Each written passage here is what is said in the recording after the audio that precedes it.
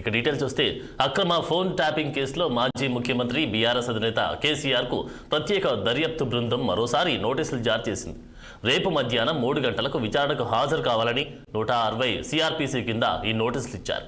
Erravalli farm house లో కాకుండా హైదరాబాద్లోని నందినగర్ నివాసంలోనే విచారణ జరపనున్నట్లు సిట్ స్పష్టం చేసింది.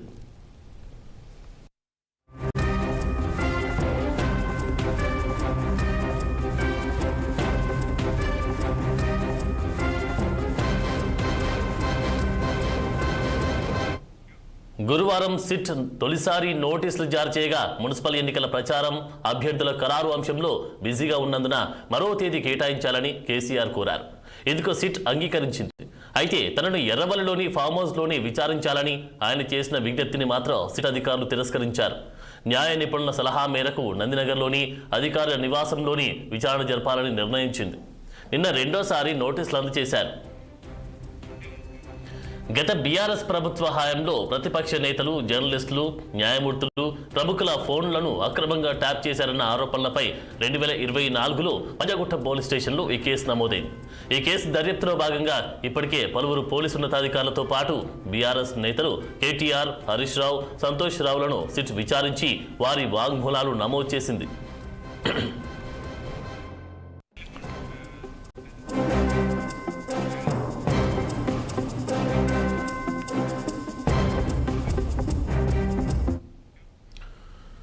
ఇప్పటి వరకు సేకరించిన ఆధారాలు, నమోదు చేసిన వాంగ్మూలాల ఆధారంగా ఈ కేసులో కేసీఆర్ను విచారించడం కీలకమని సిట్ భావిస్తున్నట్టు తెలుస్తోంది. ఇక ఇదే అంశానికి సంబంధించి తాజా అప్డేట్స్ మా స్పెషల్ కరెస్పాండెంట్ మహేందర్ రెడ్డి తాజా అప్డేట్స్ అందిస్తారు. మహేందర్ రెడ్డి. కేసీఆర్ కు సిట్ మరోసారి నోటీసులు జారీ చేసింది. ఫిబ్రవరి 3వ తేదీ మధ్యాహ్నం 3 గంటలకు విచారణకు అంటే 20 ఆయన ఏదైతే ముందు ఇచ్చినటువంటి నోటీసులో కేసీఆర్ స్పష్టంగా చెప్పారు, నాకు మున్సిపల్ ఎన్నికల నేపథ్యంలో బీఫామ్లు ఇవ్వాలి కాబట్టి ఆ శాఖంలో బిజీగా ఉంటున్నాను, కాబట్టి ముందు షెడ్యూల్ ఉంది కాబట్టి నాకు ఇంకోసారి నోటీసులు ఇస్తే దాన్ని ఖచ్చితంగా పిలుస్తాను.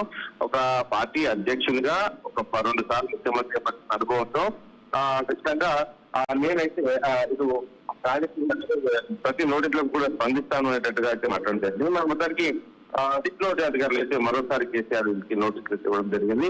ఫిబ్రవరి 1 తేదీన నోటీసు విచారణకు రావాలన్నట్టుగా కూడా నోటీసులు చెప్పడం జరిగింది. మరి దీంట్లో మరి కేసీఆర్ ఈసారిన సిట్ నోటీసు అనుకూలంగా అంటే విచారణకు వస్తారా లేదా అనే దానిపైన ఇంకా సందిగ్ధత నెలకొంది. ఎందుకంటే ఫస్ట్ నోటీస్ లో క్లియర్ చెప్పడం జరిగింది, వయసు రీత్యా నాకు ఎర్రవల్లిలోనే అనుకూలంగా అక్కడ విచారణ చేరున్నారు. రెండోసారి అయితే ఈసారి అంటే రెండోసారి ఇస్తున్న నేపథ్యంలో తమకు సంబంధించిన అడ్వకేట్లు అయితే కొంతమంది అంటున్నారు కాబట్టి 65 సంవత్సరాలు దాటిన వ్యక్తికి నోటీసులు ఇవ్వడం సమంజసం కాదు, చట్టంలో అది లేదు అనేటట్టుగా కూడా కొంతమంది వాదిస్తున్న నేపథ్యం. సో మొత్తానికి అయితే సిట్ నోటీసులు అయితే ఇప్పటికే ఈ ఫోన్ ట్యాపింగ్ వ్యవహారంలో రాధాకిషన్ రావు, తిరుపతి అన్న వీళ్ళందరూ ఇచ్చిన వాంగ్మూలాలు కావచ్చు, తర్వాత ఇచ్చినటువంటి అప్పుడు ఉన్నటువంటి ప్రభాకర్ రావు వాంగ్మూలం కావచ్చు, తర్వాత వారు ఇచ్చిన వాంగ్మూలాలకు అనుకూలంగా బీఆర్ఎస్ పార్టీ నేతలు అందులోనే కేటీఆర్, హరీష్ రావు, సంతోష్ రావు ఇచ్చిన వాంగ్మూలాలు. మరి ఇవన్నీ నేపథ్యంలోనే అంటే అన్నిటి నేపథ్యంలోనే మరి కేసీఆర్ అంటే అప్పుడు ఉన్న పార్టీ అధ్యక్షుడు ఉన్నారు, ముఖ్యమంత్రిగా ఉన్నారు.